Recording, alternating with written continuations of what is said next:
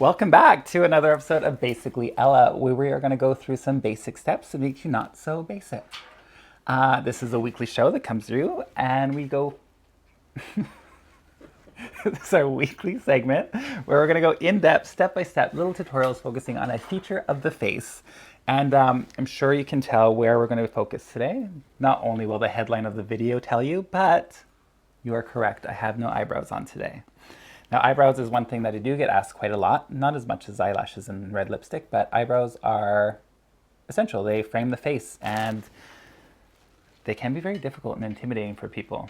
So, which is great, because I literally have next to no eyebrows now, so I can show you how to frame it, where a lot of times you have your own hair where you can build on, which makes it a little bit easier. But no, we're going to go right in with next to nothing. Just those little half shaven off nubs. They're beautiful. Remember that you can leave questions under your video and I can answer them in future episodes, which would unfortunately be next year because this is our last episode of the season, which is great. I can't believe it's already been 7 weeks, but it's been fun. I hope you've enjoyed yourself. I hope you learned a lot of tips and tricks because I really enjoy sharing the knowledge that I know with you. So let's get started.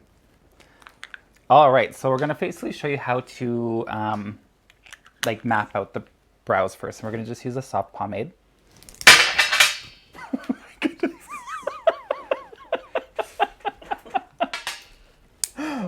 One moment, I'm going to pin back my hair. Let's put the prettier one on the other camera. There we go. This is the prettier pin, whatever it is. All right, we're getting all ready for you. We're setting up. There we go, out of the way. Beautiful. All right, let's not drop this on the glass table this time. And we're going to be using a soft pomade. And then I'm using a nice angled brush. What's great after you use it is you just squish it down so it stays nice and firm and pointed, thin. So the easiest way to figure out where to put your eyebrows is if you take that inner fold of your nose, that nasal fold there, and then you go up, straight up to the center of the eye, and then you can take the little product you put on your brush and just dot it. And then you're like, that's essentially where you want to put the beginning of your brow. Now you can change these up however you want, but I find like it's a really good starting point to figure out the shape that you want to create. And then the same way, we're going to take that middle fold through the center of the eye, and then we're going to dab that right here, because that's going to be where we want our arch. And then, once again, take a little bit more, but we're going on the outer fold of the nose to the outer corner of the eye. And then we're going to bring that right up. Let's move you up a little bit more. Then we're going to bring that right up. And that is going to be where we want our point of our brow. So you should have 3 dots. And then you can take your product and just start creating a line. So we're going to start where we had that center line. I'm going to create the bottom part of my brow first. I'm going to go straight up to where that line is, where our arch is going to be. You can see it's starting to grow. A little bit more, and then we're going to start angling it down. Now this is where you can get creative with yourself for how deep you want your arch. Oh my goodness, this big hair. Let's move that farther back. All right, so you can see where I have a little bit of the tail there. And then we're going to go up higher. And then this is where if you have your own shape of your eyebrow, where it comes in handy, where I can see that I have my little bits of hair already growing back in. So I'm going to start my eyebrow right above that, parallel to that line that we have. Then right where we have that arch, I'm going to angle down, but instead of going parallel to it, I'm now going to connect that line to the bottom line to create that curve. See, simple, easy, quick, and now just fill it in. I know that we made little steps here to make it seem very, very simple, but remember, just break things apart into smaller steps, and then it just makes it so much easier for yourself, and you won't feel so overwhelmed. Da-da-da. See, easy, easy, easy. And then that's essentially it, but since I have darker skin, so I'm going to go in with another color. It's a little bit deeper. Same brush. And then I'm just going to create little feather-like strokes in my hair. Once again, it's great with the reason why we flatten the tip of the brush. Keep it nice and flat to keep little hairs. And then since I like to create depth, because usually hair isn't one tone, there's multiple tones, I'm going to fill in the bottom part with the dark. Angle down, then lightly fill in. Don't have to fill it all the way in, you can make it look bushy, which is what I tend to like to do. Can you see that? Isn't that beautiful? It's stunning. Simple, easy. And then also, but if you have your own hair, you can just go in with the one color, but since I don't have an eyebrow essentially, that's why I'm going with two colors to create that dimension. Now let's do that again, just so you learn. Just like when you teach a child a new song, you always go through it twice.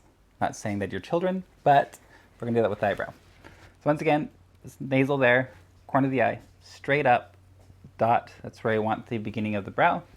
Nasal, middle of the eye, straight up where we want to put the arch. And then outer corner of the nose, outer corner of the eye, straight up to where we want to put the tail. Once again, like I said, these are just guidelines. If you want to change that up to change your shape, yes, but this is a great starting point to figure out what you want to do. Once again, go on that bottom row, creating a line straight up to where we have that other angle. And then angle down to create that tail. Easy peasy. Once again, I have a little bit of hair growing back in there, so I'm going to start at the top of that where I want my brow to be. Just angle in, or sorry, parallel to that main line. Just go straight up, and then once you hit that crease, we're not going to go parallel. We're going to now connect these two lines together to create the tail end of your brow. Now don't beat yourself up if your eyebrows don't match up the first time, because chances are they probably won't, mostly because our faces aren't completely symmetrical. There is a slight difference between the two. So sometimes making them exactly even can actually throw your face off a little bit. So you just need to make sure to follow the contours of your face so both of them look like they are mirroring each other in their proper places. I hope that makes sense. Just filling in again. Light and beautiful. And then, once again, like I said, I'm going to go with the darker shade. Create nice little feather-like strokes. Kidding, we're not going to do that right away. Because taking off that black on the back, darker color on the back of my hand, it's because I realized I didn't fill this front part in. Normally I wouldn't do one eyebrow completely and then the next one I would do one and then one, but since, or sorry, all together. But since we're doing a lesson here, I just did one separately so we can go over it twice. There we go, so that's filled in. Now I'll take that darker shade. Then create nice little feather strokes at the beginning to create little hairs. And then fill in the bottom part. I like to make sure that the whole bottom part of the brow has that dark tone in it. You can see that little earthquake.